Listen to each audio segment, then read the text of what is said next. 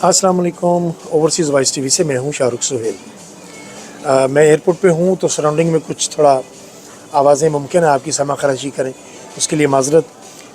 जलसा क्या था, जलसे ने जलजला बर्पा कर दिया। और सच पूछें तो ये माफिया के लिए जलजला ही साबित हुआ, क्योंकि उनके पैरों के नीचे से ज़मीन सिरक गई।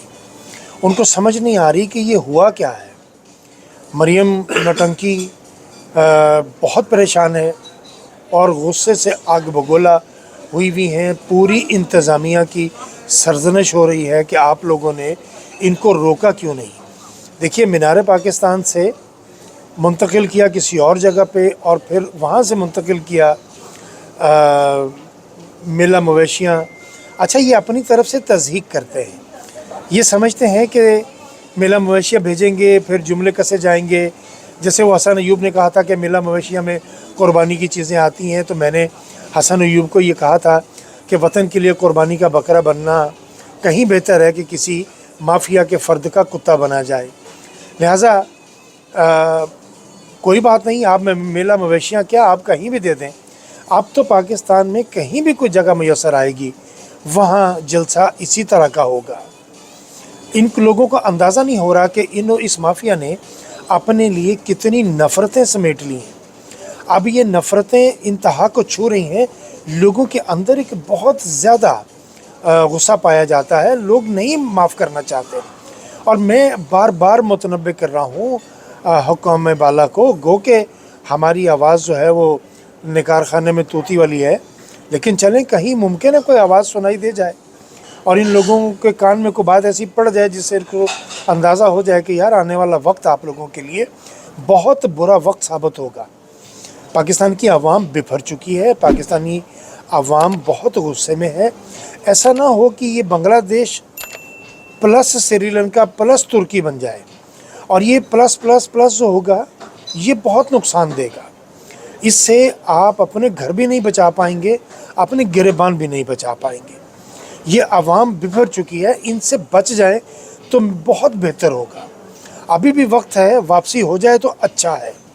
जो लोग ये समझ रहे हैं, अब देखिए आवाज़ें उठ रही हैं कि बिलावल को वज़ीर आज़म बनाने का सोचा जा रहा है, क्योंकि वो मस्खरा नौटंकी शहबाज शरीफ कुछ नहीं कर पा रहा, उससे कुछ नहीं हो रहा।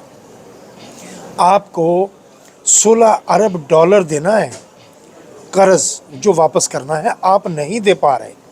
आप कर्ज़ लेने के लिए महंगा तरीन कर्ज़ा आपने 600 मिलियन डॉलर उठाया है 11% पे इस हुकूमत ने। ये कैसे करेंगे, ये कैसे चलाएंगे ये मुल्क? सच पूछें, पाकिस्तान दिवालिया हो चुका है। वो कहते हैं ना, मुख्तारिया गलबदगी है वो दसदा नहीं प्यार। ये बता नहीं रहे कि मुल्क दिवालिया हो चुका है। देखें, आपने किसी का कर्ज़ देना है और आपके घर में अपने मुल्क के लोगों को तनख्वाहें देने के भी पैसे नहीं है, तो आप किसी का कर्ज़ कैसे देंगे? नहीं ना दे सकते। इसी तरह आप जब कर्ज़ नहीं देंगे तो इसका मतलब आप दिवालिया है।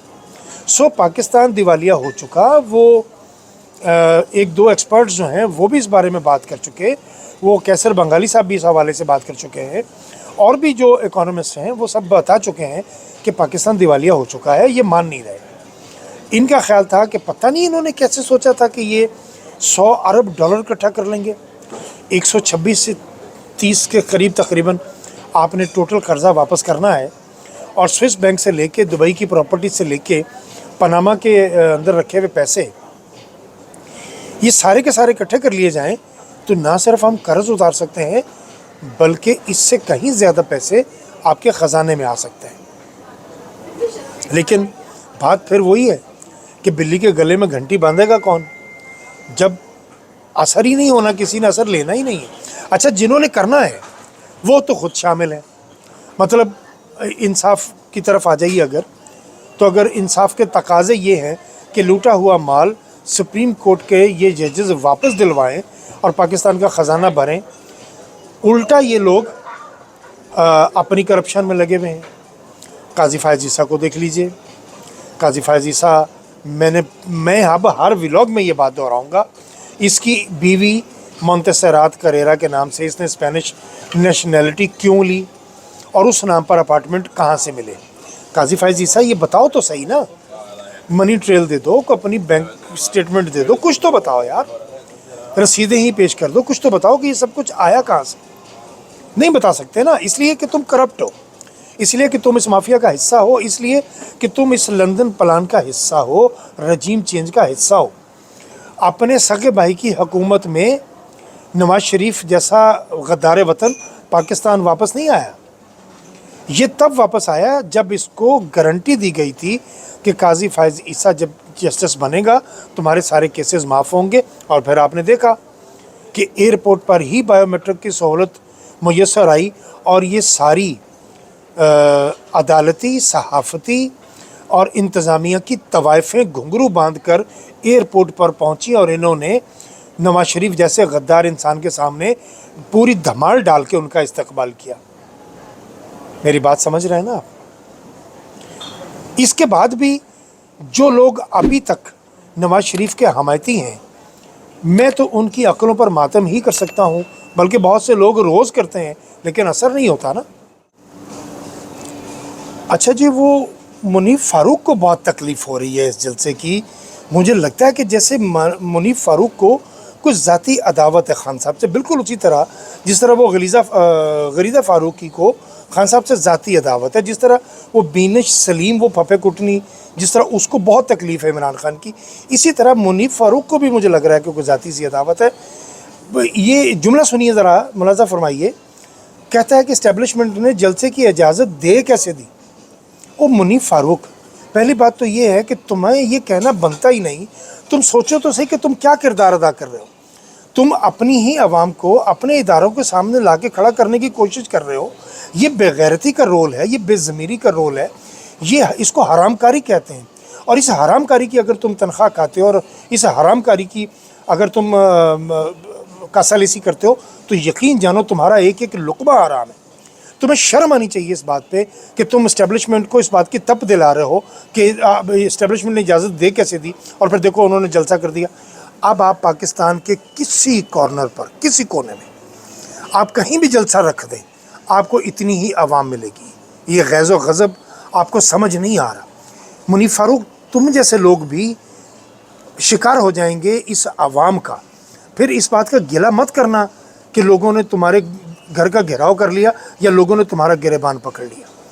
کچھ تھوڑی سی صحافت بھی کر لو، دھندا کرنے کے لیے ابھی پوری زندگی پڑی ہوئی ہے۔ تم جیسے لوگ، تم ہو گئے حسن ایوب ہو گئے، ابصار عالم ہو گئے، پتہ نہیں تم لوگوں کو کون سا کیڑا کاٹا ہے، اور وہ کون سا ایسا مخصوص کیڑا ہے جو تمہیں مخصوص جگہ پہ کاٹتا ہے اور تم چلانے لگتے ہو۔ پاکستان تحریک انصاف کا جلسہ اب تم پاکستان میں کہیں بھی رکھ لو، بلکہ میں چیلنج کرتا ہوں دنیا میں کہیں رکھ لو، وہاں بھی اتنے لوگ جمع ہو جائیں گے۔ پاکستان یہ اچھا جی، چلو دفع کریں یار ان لوگوں کو۔ میں ایک بات کی طرف توجہ دلانا چاہتا ہوں آپ کی۔ علی امین گنڈا پور کا خطاب نہیں ہو سکا، گور خان کا نہیں ہو سکا، اور عمر ایوب صاحب کا نہیں ہو سکا۔ پاکستان تحریک انصاف کے اندر ایک اور تحریک انصاف، وہ بھی پیرالل ساتھ ساتھ چل رہی ہے، کوئی اس طرف توجہ نہیں دے رہا۔ قیادت کے اپنے اندر لیگ پولنگ کی بہت زیادہ اس وقت تکلیف ہے، بہت زیادہ بڑی بیماری، معافی چاہتا ہوں، پھیل چکی ہے۔ اور آپ دیکھیے شیر افضل مروت قد نکالنے لگے تو تحریک انصاف کے اندر سے لوگ ان کے خلاف ہونا شروع ہو گئے، اور خان صاحب کے کان بھرنے شروع کر دیے جا کے۔ اب علی امین گنڈا پور قد نکال رہے ہیں، سیاسی قد کی بات کر رہا ہوں، وہ اگر قد نکال رہے ہیں تو اب تحریک انصاف کے اندر سے کچھ لوگوں کو تکلیف شروع ہو گئی۔ او خدا کا واسطہ ہے، اپنی صفیں ٹھیک رکھیے، درست رکھیے، اپنے اندر یکجہتی رکھیں گے تو آپ لوگوں کا مستقبل بھی محفوظ رہے گا۔ اگر آپ ایک دوسرے کی جڑیں کاٹتے رہیں گے تو پھر تحریک انصاف کا کچھ نہیں بننے والا۔ عمران خان صاحب کا اس وقت جیل سے باہر آنا بے انتہا ضروری ہے، یہ پاکستان کی بقا کے لیے ضروری ہے۔ کوئی اس بات کو سمجھنے کی کوشش کیوں نہیں کر رہا؟ پنجاب کے بارے میں بار بار چونکہ کہتا آ رہا ہوں، میں اب بھی کہہ رہا ہوں، پنجاب کو بار بار نکلنا ہوگا۔ پنجاب کے باہر نکلے بنا پاکستان کا مستقبل نہیں سنور سکتا۔ یہ بات میں نے جلسے سے پہلے اپنے ولاگ میں کہی تھی کہ 1 کروڑ کا شہر ہے لاہور، جب لاہور جاگا ہے تب پورا پاکستان جاگا ہے۔ لہٰذا بہت ضروری ہے کہ آپ لوگ، پنجاب کے لوگ باہر نکلیے۔ پنجاب کے لوگ، یہ جلسہ تو ہو گیا इन्होंने तो जो मुनाफकत करनी थी, मरियम नौटंकी ने और मोहसिन नकवी ने और राना सनाउल्लाह ने, अता तड़तड़ ने, इन सब ने, और वो कनीज़ें आहो नहीं आहो वाली उन्होंने। अच्छा, वो कनीज़ों का हाल देखिए आप कि वो साबित करना चाह रही थी कि 1200 बंदे, 476 बंदे, 221 बंदे। यार वो ऐसे गिनती कर रही थी जैसे अल्लाह माफ़ करे वो एक एक बंदा गिन के खुद भिजवा रही थी। हद नहीं हो गई वैसे? कोई शर्म, कोई हया। मैं अक्सर लिखा करता हूँ कि कोई शर्म होती है, कोई हया होती है, मगर नासूर लीग क्या जाने ये क्या होती है। ख्वाजा आसफ़ ने पार्लियामेंट में खड़े होकर कहा कि अटक का पुल पार करके दिखाओ, तो लो ख्वाजा आसफ़ अटक का पुल पार हो गया। अब उसने रिजेक्ट कर दिया। इतने मीम्स बने हुए हैं कि लड़का लड़की को रिजेक्ट करके चला गया। फिर उसने कहा कि जैसे ही बारात पहुंची तो दुल्हन बत्तियां बुझा के भाग गई, क्योंकि उसको भागने की पुरानी आदत थी। अब जब इस तरह की हरकतें आप करेंगे तो आप क्या समझते हैं कि नौजवान नस्ल आपको माफ़ करेगी? और वो क्यों करेगी? आप इस नौजवान नस्ल की घर में घुसते हैं, माँओं बहनों बेटियों के तकद्दुस का ख्याल नहीं करते, तो कोई आपकी माँ बहन बेटी का तकद्दुस का ख्याल क्यों रखेगा? मुझे ये समझाइए। लिहाजा मैं तो बार बार कहता हूँ कि जो औरतें सियासत में हैं, सहाफ़त में हैं, वो मत इस बात का ख्याल रखें कि उन्हें औरत होने का कोई एडवांटेज दिया जाएगा। बिल्कुल नहीं। आप जो जो गलत काम करेंगी, गलतकारी करेंगी, उसका बराबर जवाब मिलेगा आपको। चूँकि मैं सफ़र पे हूँ, मैंने आपको बताया मैं भी एयरपोर्ट पे बैठा हुआ हूँ। बातें करने के वाली बहुत सी हैं। अब मंजिल पे पहुँच के फिर बात होती है आपसे दोबारा। लेकिन तहरीक इंसाफ के अंदर जितने लोग हैं वो प्लीज़ अपनी सफ़र ठीक रखें। यही पैगाम आप भी हर जगह पर फैलाएं, इन लोगों का ख्याल रखें। एक ज़रूरी पैगाम, जिसको वोट दिया है ना, उसके घर की माँ बहन बेटियों के तकद्दुस का भी ख्याल करें। और वोटर्स को चाहिए कि थोड़े से मरा दिए कि 1000-2000 वोटर सुबह और रात की ड्यूटियाँ बांट लें और उनके घरों के बाहर बैठ जाएं। फिर कोई नहीं आएगा इनकी माँ बहन बेटी को उठाने के लिए, क्योंकि इतनी पुलिस ही नहीं है इनके पास। जितनी सीटें हैं, अगर 2000 बंदा भी आप एवरेज लगा लें वहाँ बैठने के लिए, तो ये कहाँ से लाएंगे इतनी पुलिस? इस बात का भी ख्याल रखिए, क्योंकि जिसका दिल चाहता है उसकी माँ बहन बेटी को उठा के ले जाते हैं। आपका मुखालिफ और दुश्मन अगर घटिया हो, कंजराना सोच का मालिक हो और वो कम ज़रफ़ हो, तो उससे कोई उम्मीद मत रखिएगा कि वो किसी मौके पर आकर आपको किसी तरह की कोई रायत देगा। इन्होंने कोई रायत नहीं देनी। ना राना सनाउल्लाह से उम्मीद रखिए। मरियम नौटंकी तो ख़ुद वो हरकत कर चुकी है माजी में कि अब जो औरत अपने चचा के बराबर बैठ के ये कह दे कि मेरे मोबाइल में सिटिंग जजेस की, बड़े लोगों की वीडियोस हैं, ये पॉर्न मूवीज़ देखने वाला ये शौकीन ख़ानदान, अब इसका हम क्या करें? और ये मुझे एक मोहतरम सुहेल अहमद साहब ने लिखा है कि इलेक्शन कमीशन पे व्लॉग करें। चलें, मैं तो अक्सर उसके ख़िलाफ़ बोलता हूँ, लेकिन मैं कल एक स्पेशल इस पर व्लॉग करूँगा। इलेक्शन कमिश्नर ने तो कसम खा ली है कि उसने अपनी आने वाली तमाम नस्लों को ज़िल्लतों की खाई में उतार के जाना है। ये इतना बेशर्म और ढीठ आदमी है। जितना ये ढीठ है उतना ही ढीठ काजी फायज़ ईसा है। व्लॉग ज़्यादा हो गया, अभी तक के लिए इतना ही। बाकी बातें कल इंशाल्लाह आपसे होंगी।